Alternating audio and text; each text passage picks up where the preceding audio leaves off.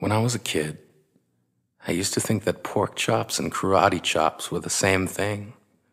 I thought they were both pork chops. And because my grandmother thought it was cute, and because they were my favorite, she let me keep doing it.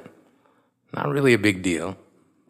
One day, before I realized fat kids are not designed to climb trees, I fell out of a tree and bruised the right side of my body. I didn't want to tell my grandmother about it because I was scared I'd get in trouble for playing somewhere I shouldn't have been. A few days later, the gym teacher noticed the bruise and I got sent to the principal's office. From there, I was sent to another small room with a really nice lady who asked me all kinds of questions about my life at home. I saw no reason to lie. As far as I was concerned, life was pretty good.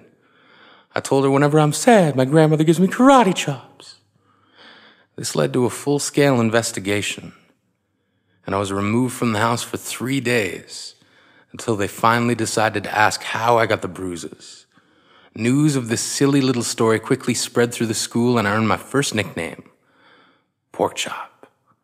To this day, I hate pork chops.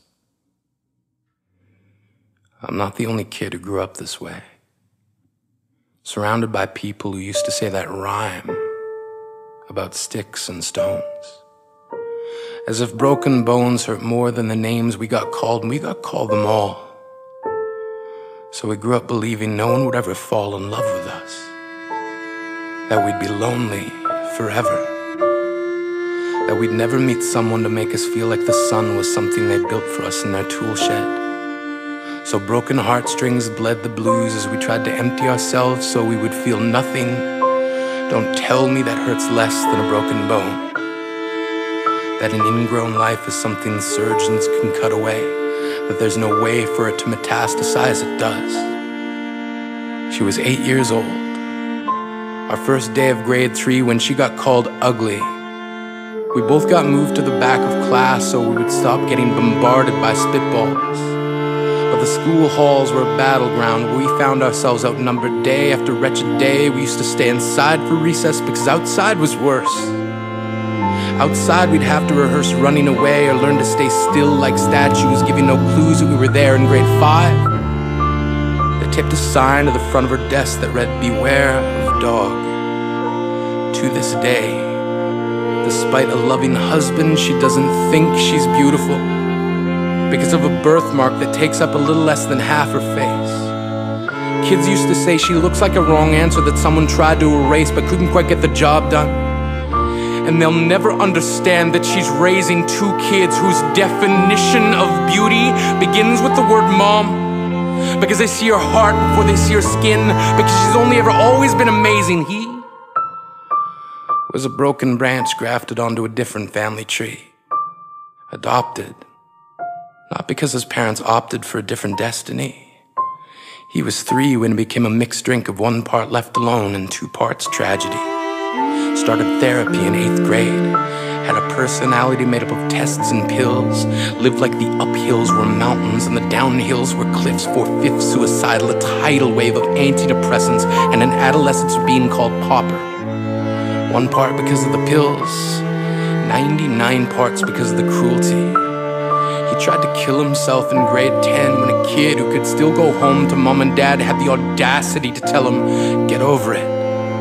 As if depression is something that can be remedied by any of the contents found in a first aid kit. To this day, he is a stick of TNT lit from both ends. Could describe to in detail the way the sky bends in the moments before it's about to fall. And despite an army of friends who all call him an inspiration, he remains a conversation piece between people who can't understand. Sometimes being drug-free has less to do with addiction and more to do with sanity. We weren't the only kids who grew up this way. To this day, kids are still being called names. The classics were, "Hey stupid," "Hey spaz." Seems like every school has an arsenal of names getting updated every year. And if a kid breaks in a school and no one around chooses to hear, do they make a sound?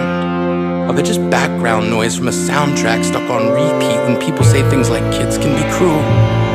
Every school was a big top circus tent, and the pecking order went from acrobats to lion tamers, from clowns to carnies. All of these miles ahead of who we were freaks. lobster-clawed boys and bearded ladies, oddities juggling depression and loneliness, playing solitaire, spin the bottle, trying to kiss the wounded parts of ourselves and heal. But at night, while the others slept, we kept walking the tightrope. It was practice, and yes, some of us fell. But I want to tell them that all of this is just debris left over when we finally decide to smash all the things we thought we used to be. And if you can't see anything beautiful about yourself, get a better mirror. Look a little closer. Stare a little longer. Because there's something inside you that made you keep trying despite everyone who told you to quit. You built a cast around your broken heart and signed it yourself. You signed it. They were wrong. Because maybe you didn't belong to a group or a clique. Maybe they decided to pick you last for basketball or everything. Maybe you used to bring bruises and broken teeth to show and tell but never told. Because how can you hold your ground if everyone around you wants to bury you beneath it? You have to believe that they were wrong. They have to be wrong.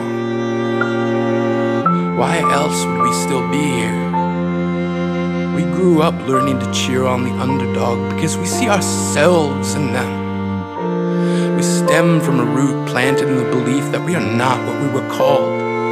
We are not abandoned cars stalled out and sitting empty on some highway. And if in some way we are, don't worry. We only got out to walk and get gas. We are graduating members from the class of we made it. Not the faded echoes of voices crying out names will never hurt me.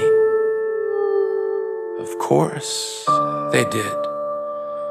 But our lives will only ever always continue to be a balancing act that has less to do with pain and more to do with beauty.